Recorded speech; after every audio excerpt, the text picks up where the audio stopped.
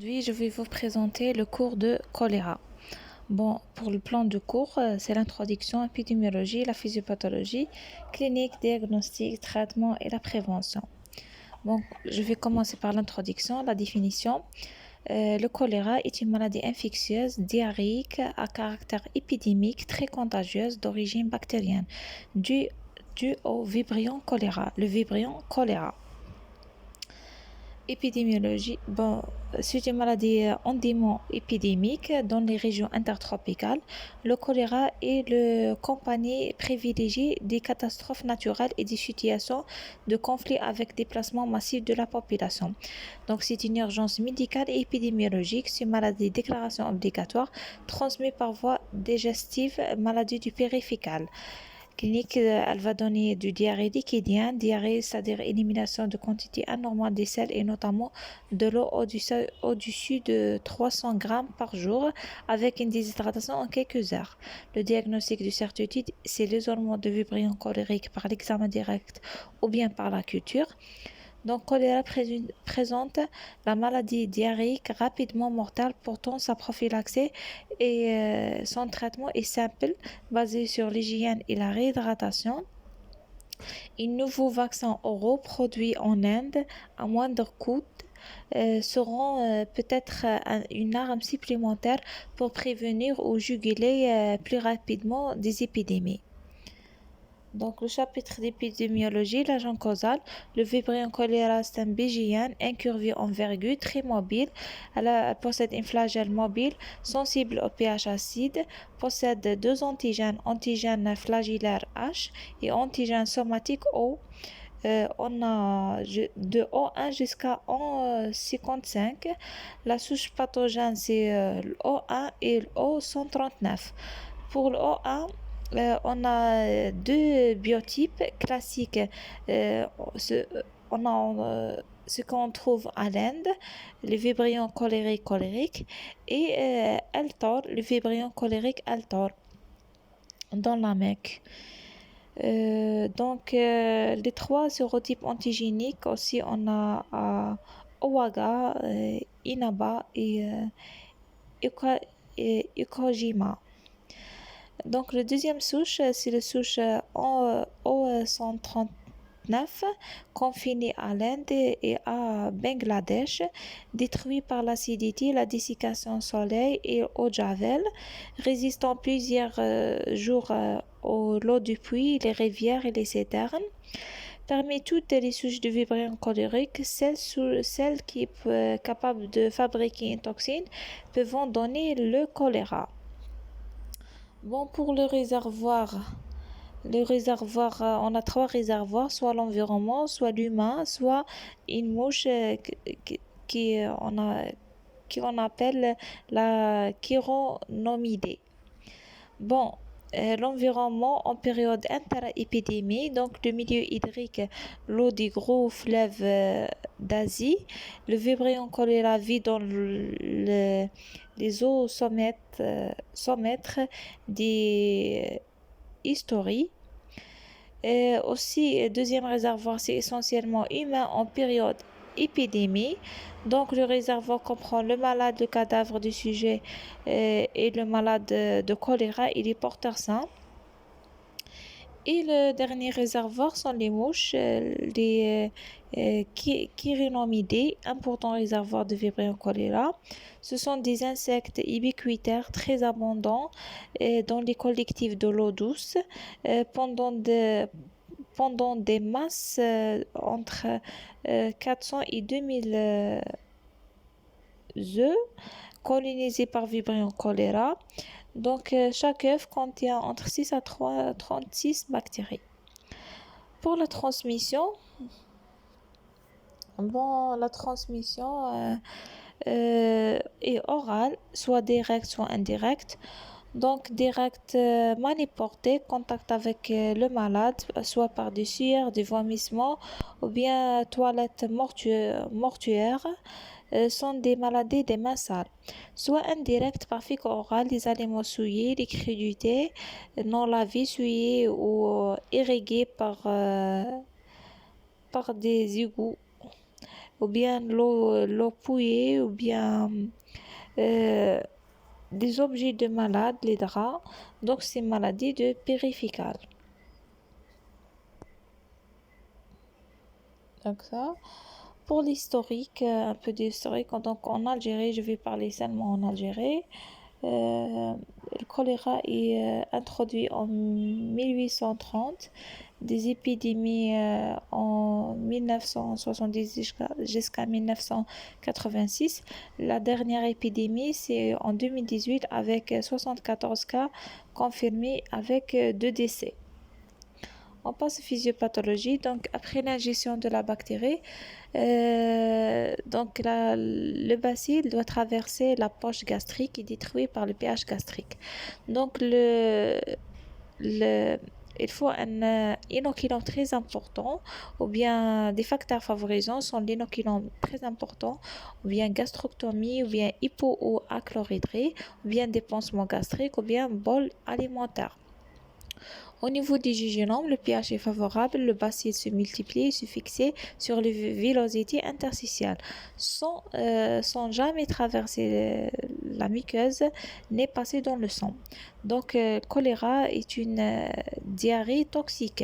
Donc, le toxine traverse le flux hydrosodé de l'épithélium du crâne par l'action des enzymes adényl-cyclase. Cette entraîne un inversement.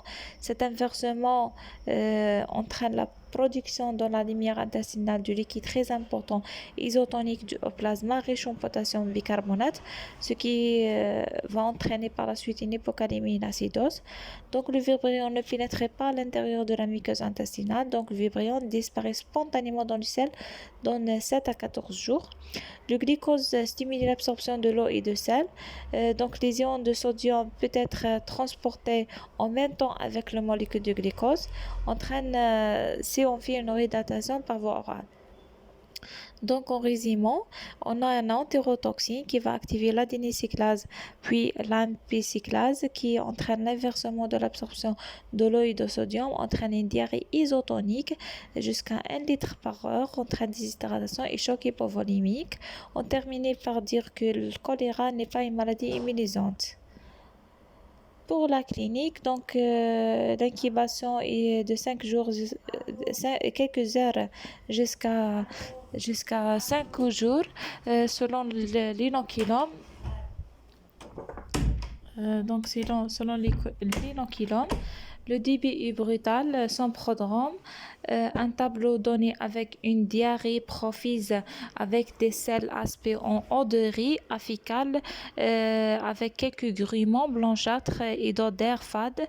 Elle entraîne une perte hydrique et une perte jusqu'à 10 à 15 litres par jour, aboutissant à une déshydratation globale qui est manifestée par des fessiers amincis, des yeux cernés, un regard amoureux. Bon,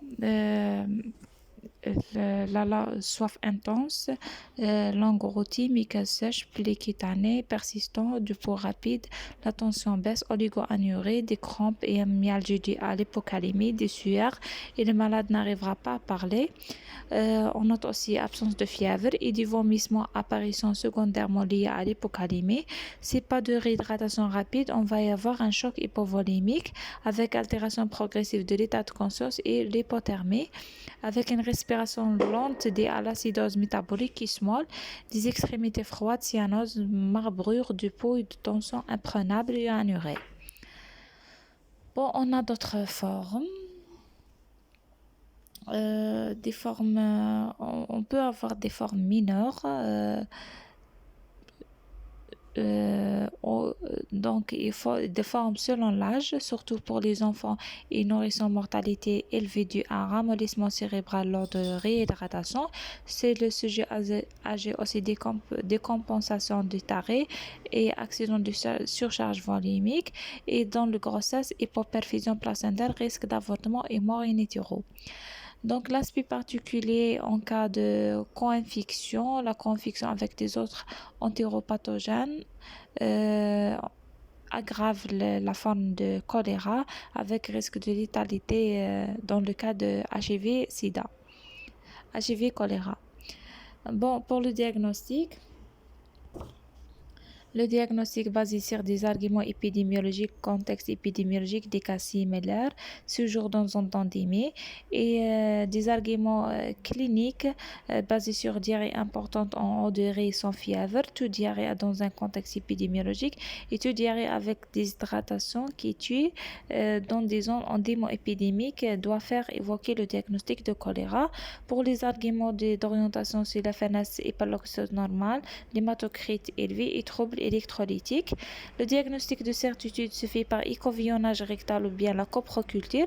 Donc, examen à l'état frais des selles permet d'avoir une petite bacille gram négative incurvée envergure très mobile. Le diagnostic est confirmé après la mise en culture sur le milieu sélectif au peptonie hypersalé alcana. Et il faut avertir le labo de suspicion de diagnostic. On peut faire aussi des PCR et n'oubliez pas l'antibiogramme. Le diagnostic différencié acidité diarrhée avec déshydratation, salmonella, toxine, infection alimentaire, diarrhée aux antibiotiques. Bon, pour le traitement, on va commencer par stadification de l'OMS de déshydratation selon l'état général, les yeux, les larmes, la bouche, le soif, le pli cutané et la tension. Donc, soit stade A, B, C. Donc, il n'y a pas de déshydratation, ou bien déshydratation modérée, ou bien déshydratation sévère. Donc, l'essentiel du traitement, c'est la réhydratation toute colérique. Parvenir au temps au centre de traitement doit être sorti guéri au 3e jour. Donc, le but de traitement, c'est rétablir un équilibre hydroélectrique et lutte contre le germe, c'est-à-dire gestes secondaires pour diminuer la durée de diarrhée et aussi la durée de portage. Donc, le traitement curatif, c'est urgent et restaurer pour la volémie. À l'arrêt de malade, on fait 2 abords veineux périphériques de gros calibre avec réhydratation par voie veineuse dans les 3 premières heures par un liquide isotonique riche en bicarbonate et en potassium. C'est le liquide orange de lactate bien adapté à la réhydratation.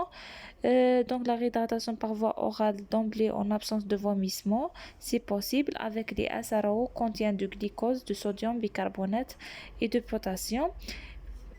Donc la conduite, si on a un choléra grave avec collapsis, se fait en 3 périodes. La première période, c'est la réhydratation qui doit établir en 3 premières heures. Donc, si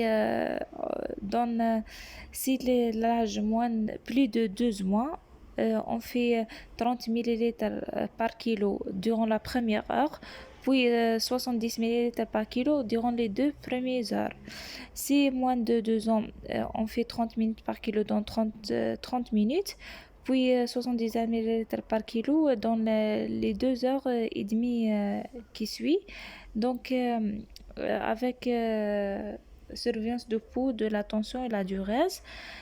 Puis maintien le deuxième temps, c'est le maintien de l'équilibre, donc constitué à compensation des pertes au fur et à mesure qu'elles se produisent.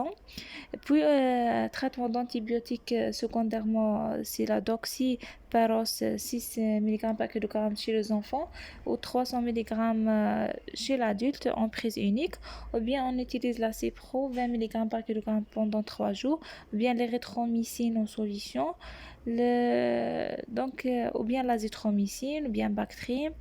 Là, c'est l'alternative. Donc, la guérison doit être obtenue en 72 heures.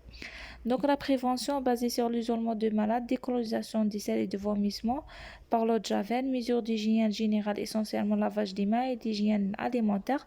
La vaccination anticolérique n'est recommandée que pour les personnels